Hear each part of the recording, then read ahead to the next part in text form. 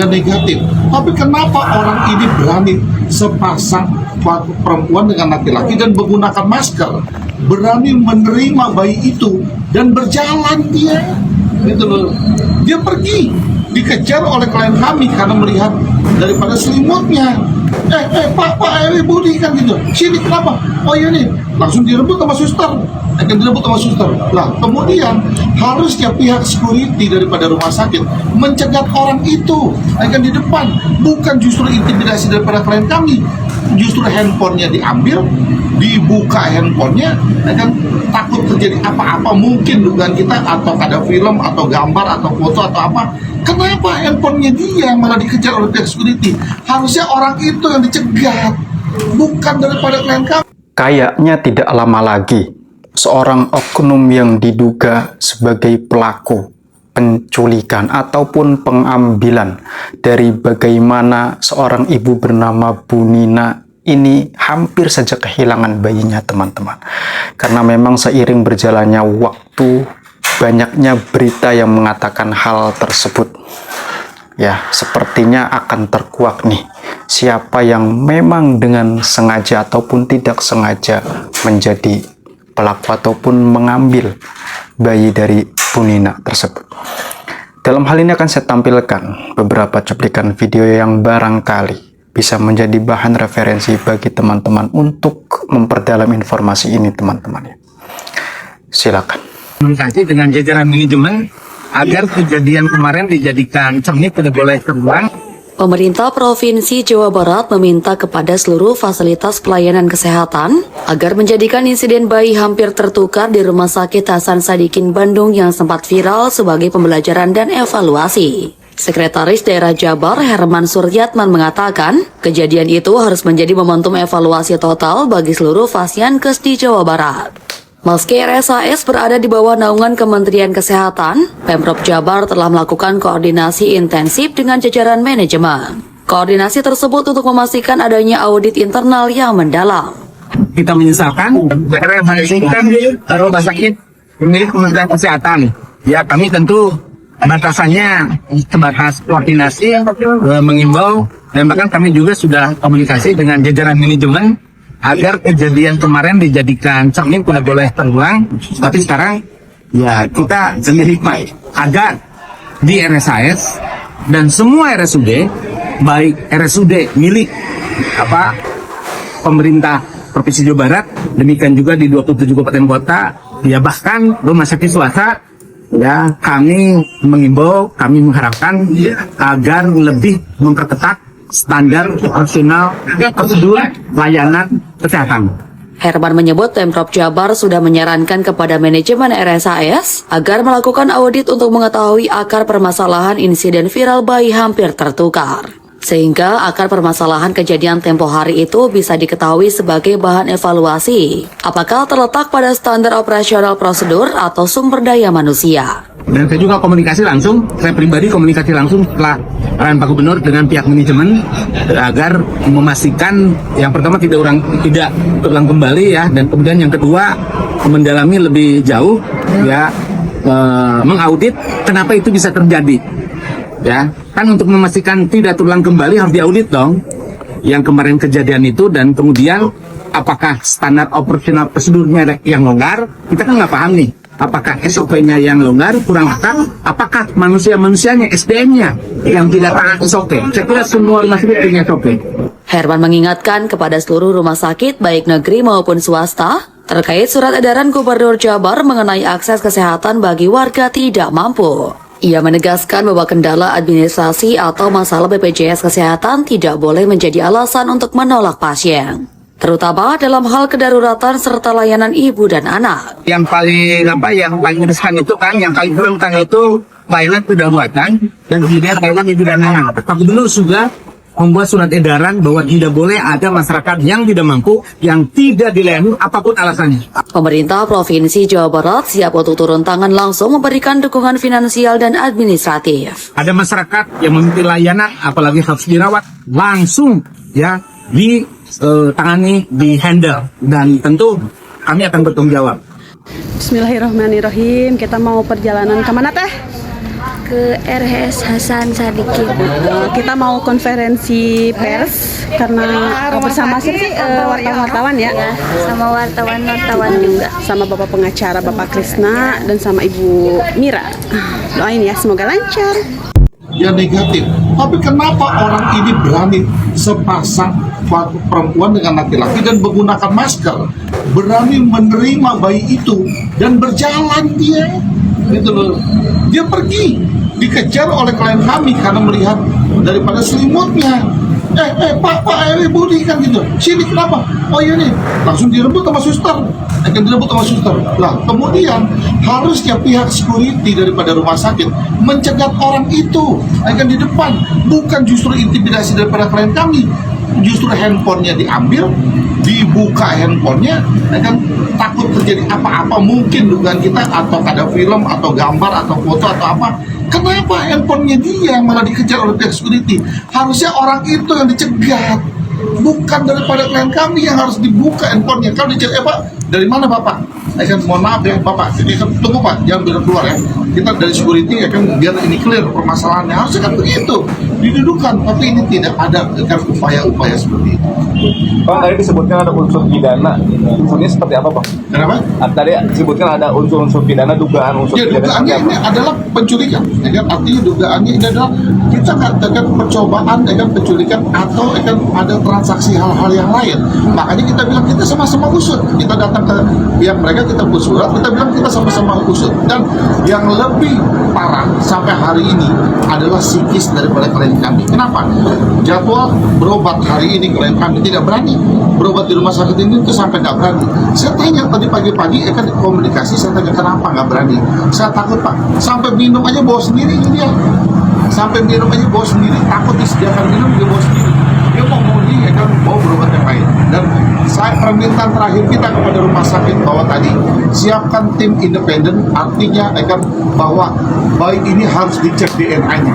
Kenapa DNA-nya harus dicek? Apakah bayi ini asli kan anak daripada klien kami?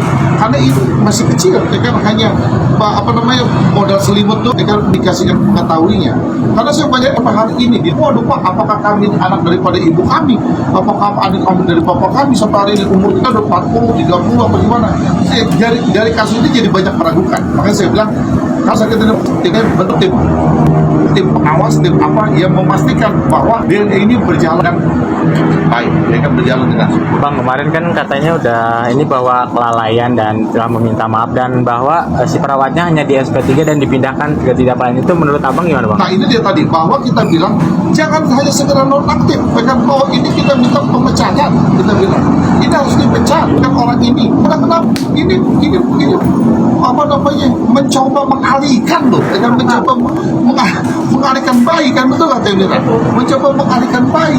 Artinya bahwa kita bilang ini gila kali, kita bilang. Nah, siapa yang menerima? Kan bahwa ini, makanya kita bilang tadi kan ada tambahan dari kita bahwa kita bilang minta CCTV-nya dibuka. Minta CCTV-nya dibuka, kita ingin tahu siapa orang ini. Ya kan, siapa orang ini, orang apa yang dikenal.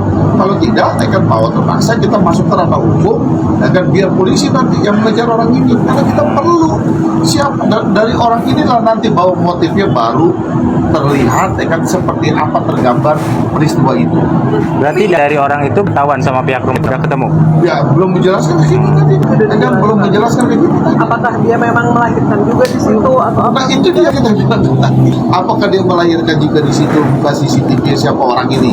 Ya kan, paling tidak harusnya pihak keamanan security itu garda terdepannya daripada sebuah keamanan di rumah sakit. Dia yang harus menjaga daripada ini gitu loh. Dia yang menjaga daripada ini. Kita bilang ditambahin. Kalau menurut tim kita, kenapa kita percobaan penculikan? Karena unsur-unsurnya terpenuhi. Kalau kita pelajari ya, bahwa ada niat nyata apa? Ini suster atau pelakunya ini sudah 20 tahun lebih di sini, artinya dia sudah senior. Mana mungkin hal-hal seperti itu salah SOP. Gitu. Kedua, ada kejadian yang tidak sampai, gagal karena ada ini. Nah, dia bersuara. Kemudian yang ketiga, unsurnya memindahkan korban ke lokasi lain dari dalam kendalinya. Artinya korbannya si bayi ini sudah dipindahkan ke tangan sepasang suami istri itu, gitu. Akibatnya apa? Dia ini jadi secara moral itu terganggu, psikisnya terganggu sampai hari ini. Coba Mbak dan Mas lihat deh, dari pertama dia muncul dianya begitu, ini sekarang jadi nyaris diam begini, diam seperti apa namanya kayak begini. Jadi secara moral bukan hanya apa ya namanya sanksi administrasi, tapi sanksi perdata dan pidananya mana? Rumah sakit ini hanya mengeluarkan SP1 dan menonaktifkan suster itu. Kita kan tidak mau seperti itu. Nanti kejadian ke depan ada bagaimana, apalagi kemarin kita lihat banyak yang DM, ternyata banyak kasus di rumah sakit ini ya, kasus bayi. Ya mungkin mereka tidak berani speak up karena mungkin apa butuh biaya, bolak-balik segala macam. Kasus ini kita bantu, benar-benar membantu dan tidak ada ya, benar-benar kita membantu tidak berbayar ya. Karena di netizen ada juga yang bilang ngapain mesti bayar pengacara mahal, enggak, kita bantu karena kita ingin mengusut juga yang lainnya, karena banyak yang DM di kita masalah-masalah bayi ini banyak sekali di sini. Kita lakukan ini artinya bahwa jangan sampai ibu-ibu yang melahirkan di seluruh Indonesia akan terjadi seperti klien kami. Mungkin ada tambahan terjadi. Ini harus ada kelalaian administratif ya. Hal ini menyangkut kepastian hubungan darah. Pihak RSAS harus segera audit internal buat menjelaskan SOP serah terima bayi pada kejadian hari itu. Kita akan melakukan tes DNA secara independen untuk menghilangkan keraguan bahwa benar atau tidak bayi itu memang dari karena ini menyangkut kredibilitas kesehatan Indonesia ya, agar masyarakat juga merasa aman menitipkan keselamatan mereka di rumah sakit. Bang, ada rencana buat laporan atau laporan? Kita menunggu, artinya bahwa kita sepakat kita tadi memberikan surat dulu, ya, kita memberikan surat dan surat kita segera dibalas. Kita minta tadi surat kita segera dibalas supaya ada titik temu antara pihak rumah sakit dengan pihak lain kita. Tapi kalau surat kita tidak dibalas dan tidak ada titik temu, akan untuk mengungkap peristiwa ini kita akan lanjutkan uji keras. Termasuk ke Kementerian Kesehatan, Bang? Pasti, dan kita juga habis dari sini kita akan memberikan surat ke Dinkes ya kan, dan ke Kementerian. Pak menunggu jawaban itu kapan Dalam surat kita berapa lama? 3 kali 24 jam. Ingat 3 kali 24 jam untuk dapat surat. Oke? Ya, baik ya. Terima kasih ya. Oke.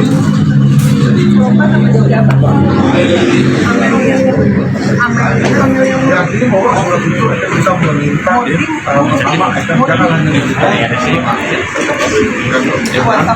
yang kedua kita minta tes DNA, yang ketiga kita minta tes lalu yang keempat kita minta diberikan sanksi.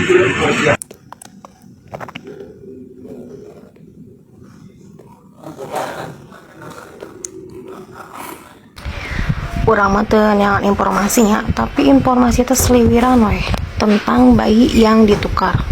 Ini bukan bayi yang sengaja tertukar, tapi sengaja ditukar. Kenapa sengaja ditukar? Contoh ya, dari kejanggalan-kejanggalan. Contoh nih, kenapa itu si anak sudah dipakaikan baju ya sama ciput gitu ya, tapi si suster ini malah kayak pura-pura nggak tahu.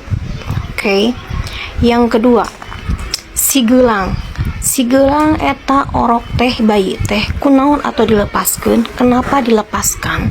Kenapa? Itu adalah tindak kesengajaan ya. Dan ngadangu teh cenanya si suster teh geus 20 tahun kerja di situ. 20 tahun kerja di situ. Asa mungkin ketidaksengajaan mah, mungkin. Percaya saya mah.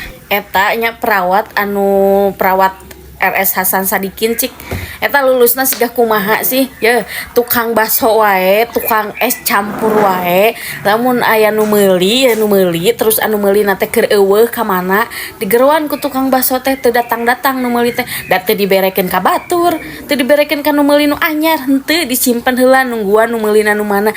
Ieu perawat jelema lo orok bayi kerek lahir alasanana peda dipanggil-panggil nggak datang, nya lamun dipanggil-panggil nggak datang tenden we tungguan eta budak di mana-mana oge, lain kalah diberekeun ka batur. Aneh aing mah perawat di mana otakna ne perawat ya. Untung cenah geus beresnya eta si Teh Nina, alhamdulillah we menang berkahna. Nah, oke ya. Itulah tadi mungkin teman-teman beberapa cuplikan video yang bisa teman-teman simak dan juga saksikan tentang bagaimana ramainya sebuah ataupun beberapa pemberitaan yang mewartakan seorang ibu bernama Bu Nina yang baru saja melahirkan di RS Hasan Sadikin Bandung yang hampir saja kehilangan bayinya.